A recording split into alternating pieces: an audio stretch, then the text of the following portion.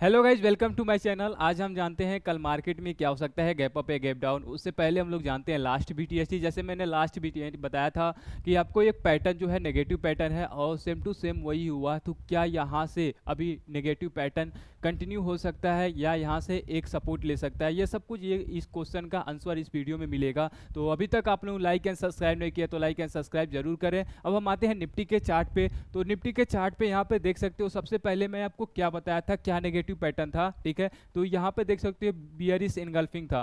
तो जब bearish engulfing top पे बनता है तो ये नेगेटिव पैटर्न बन जाता है। नेक्स्ट ये क्या बना, डोजी बना, और जब डोजी बनता है तो नेक्स्ट ये वाला कैंडल जो होता है इसके बराबर सेलिंग आती है, ठीक है। और यहाँ पे देखो सेम इसके बराबर ये कैंडल आई है। ये जो देखा जाए यहाँ पे कैंडल, ये कैंडल इसके बराबर आई है। ये अलग बात है कि यहाँ पे ये रिवर्स हो गया है, ठीक है, लेकिन ये कैंडल आई है। स्कैल्पिंग ट्रेडर के लिए एक अच्छा प्रॉफिट यहाँ पे हुआ होगा, ठीक है। उसकी बात करने वाला हूँ अभी, ठीक है। लास्ट में इसका बात करूंगा, ठीक है। अभी फिलहाल मैं ये देखने वाला हूँ कि क्या यहाँ से ये गैप अप होगा। अभी ये देखो, अब ये कैंडल देखो, ये सपोर्ट कहाँ से लिया है, 24,000 से लिया है, 24,080 80 से लिया है, ठीक है। तो यहाँ से ये सपोर्ट लिया है, सपोर्ट एक अच्छा सपोर्ट लिया है, ठीक है। यहाँ से सपोर्ट, तो क्या यहाँ से हो सकता है गैप अप। अभी ये देखो सपोर्ट अगर होता, अगर ये सपोर्ट होता, ये सपोर्ट पे भी नहीं है और ये टॉप पे भी नहीं है, ठीक है, क्योंकि ये बीच में है। तो अगर ये टॉप पे ऐसे होता तो इसे हम हैंगिंग मैन बोलते, अगर ये सपोर्ट पे होता तो इसे हम हैमर बोलते हैं। अभी फिलहाल ऐसा कोई कंडीशन नहीं है, तो यहाँ से 50-50 चांस रहेगा, ठीक है। अगर 50-50 बोला जाए तो 55% ये सेलिंग की पॉसिबिलिटी यहाँ से बन सकती है। क्यों? क्योंकि ये जो पार्ट है जो रिवर्सल हुआ है यहाँ से कंटिन्यू कर सकता है, ठीक है। ये चीज़ अभी यहाँ में फिलहाल हो सकता है। नेक्स्ट हम आते हैं बैंक निफ्टी में। तो बैंक निफ्टी चेक करते हैं। तो इससे पहले मैंने बैंक निफ्टी में बोला भी साइडवेज है, जब तक ये 52,000 के नीचे नहीं आएगा तब तक यहाँ से एक अच्छा सेलिंग नहीं मिलेगा, ठीक है। 52,000 के नीचे आया, कैंडल क्लोज हुआ, तो क्या यहाँ से ये गैप डाउन होने की पॉसिबिलिटी है। अब देखो ये कंटिन्यू यहाँ से, ठीक है, ये चीज़ अब देखो यहाँ से ये कंटिन्यू कर रहा था, ठीक है, और इसी साइडवेज में था। इसको अगर ब्रेक डाउन किया है तो यहाँ से एक गैप डाउन होने की पॉसिबिलिटी बन सकती है। और टारगेट जो रहेगा ये 51,000 का रहेगा, ठीक है। टारगेट 51,000 का रहेगा, यानी 800 पॉइंट यहाँ से अभी हम लोगों को मिल सकता है, ठीक है। 800 पॉइंट यानी गैप डाउन की पॉसिबिलिटी ये बन सकती है। नेक्स्ट यहाँ पे हम आते हैं फिर निफ्टी। तो फिर निफ्टी भी सेम वही है। देखो यहाँ पे मल्टीपल कैंडल यहाँ पे बना, ठीक है, कंसोलिडेशन हुआ। कंसोलिडेशन होने के बाद जब इतनी बड़ी कैंडल आती है तब समझ लो ये जो ऊपर का हो या नीचे का हो, यानी या अप साइड का हो या डाउन साइड को, जब कंसोलिडेशन होता है बहुत टाइम का, तब यहाँ पे इतनी बड़ी कैंडल आए तो यहाँ पे समझ लेना कि सेलिंग का पैटर्न बना हुआ है, ठीक है।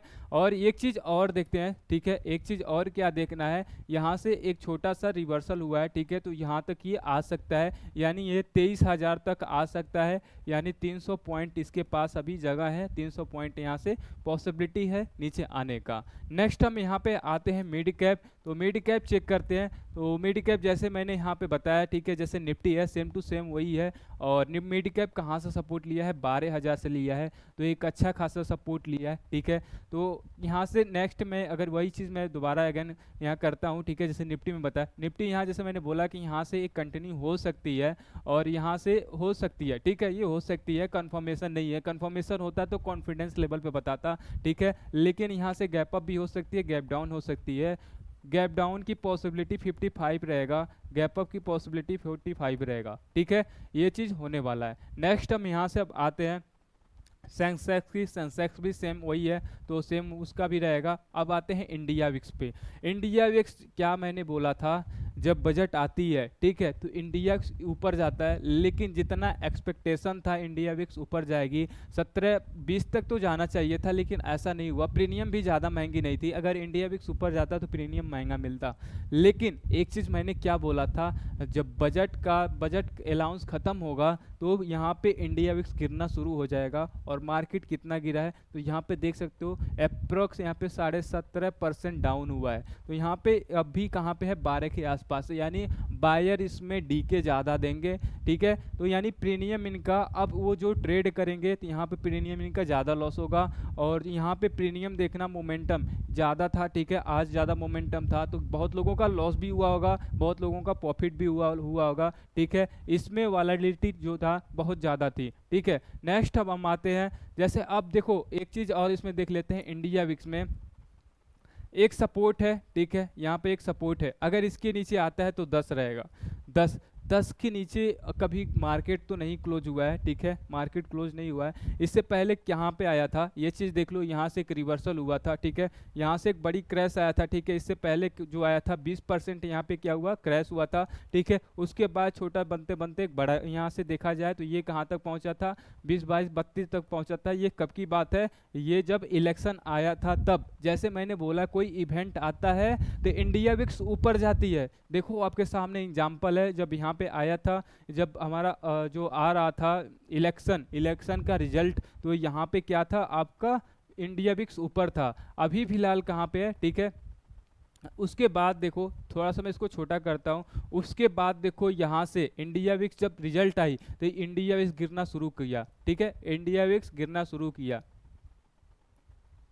यहाँ पे देखो इंडिया भी गिरना शुरू किया, उसके बाद ये साइडवेज गया, साइडवेज के बाद थोड़ा सा ऊपर गया, 15 के ऊपर गया, उसके बाद पूरा ये गिर गया। तो यही होता है जब भी इवेंट आता है, तो यहाँ पे डीके लेने के लिए सेलर का इसमें ज़्यादा प्रॉफिट होता है, क्योंकि वहाँ पे लोग शॉर्ट सेलिंग करते हैं, तो वहाँ पर उनका ज़्यादा प्रॉफिट मिलता है। नेक्स्ट अब आते हैं रिलायंस में। तो रिलायंस का जो, जैसे मैंने कल बोला था कि पैटर्न बहुत ख़राब है, और यहाँ पे देख सकते हो, यहाँ पे अगर देखा जाए तो 70-80 पॉइंट यहाँ पे डाउन हुआ है, ठीक है, 70-80 पॉइंट।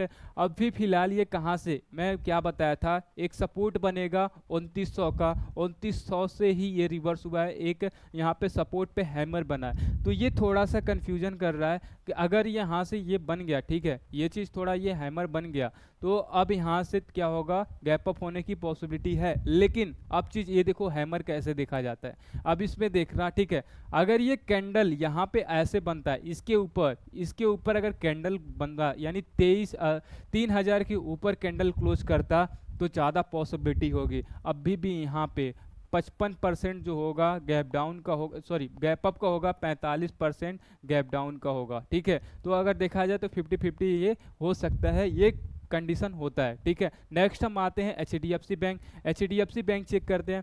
तो जैसे HDFC बैंक में देखा जाए तो ये ग्रीन कैंडल बड़ी आई थी, आज ये रेड कैंडल आई है, तो ये यहाँ कहीं ना कहीं ये भी नेगेटिव पैटर्न है, क्योंकि जब देखो इतनी छोटी कंसोलिडेशन, छोटी छोटी डोजी आने के बाद बड़ी कैंडल, और टॉप पे जाकर ये वहाँ से डाउन आ गया, तो थोड़ा कहीं ना कहीं ये डाउन साइड हो सकता है, ठीक है। अब इतने सारे जैसे मैंने बता दिया, ठीक है। विप्रो भी देख लेते हैं, विप्रो एक बार चेक कर लेते हैं। तो विप्रो जैसे मैंने बोला, यहाँ पे साइड, यहाँ पे गैप डाउन हो सकता है, एक अच्छा प्रॉफिट मिल सकता है। और देखो सेम टू सेम यहाँ से ये जब कैंडल बना, यहाँ से नेक्स्ट डे यहाँ पे का क्या बना, यहाँ पे 10 से 12% डाउन हुआ, उसके बाद ये यहाँ पे नीचे आया, सपोर्ट से सपोर्ट ले लिया, ठीक है। तो कहीं ना कहीं इसमें भी चांसेस है गैप अप, जैसे 55% गैप अप की है, 45% गैप डाउन की। तो ओवरऑल बात करते हैं, ठीक है। इससे पहले अभी हम चलो डाउ जोन का फ्यूचर देख लेते हैं, यानी यूएस मार्केट चेक कर लेते हैं। तो ये आकर यहाँ पे देखो, अब छोटा सा सपोर्ट ले रहा है यहाँ पे, ठीक है।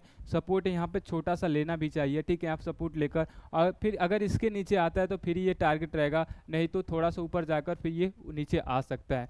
नेक्स्ट हम यहाँ पे देखते हैं नेक्स्ट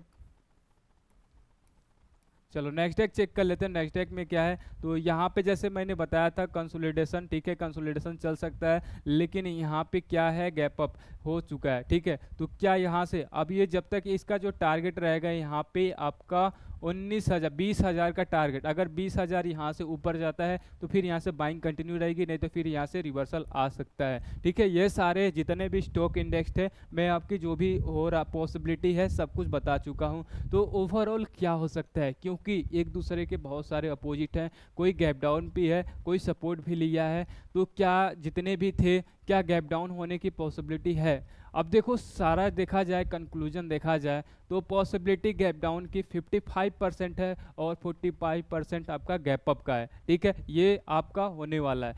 तो अब हम लोग मिलते हैं नेक्स्ट वीडियो में और नेक्स्ट डे। अभी तक आप लोगों ने लाइक एंड सब्सक्राइब नहीं किया है तो लाइक एंड सब्सक्राइब जरूर करें।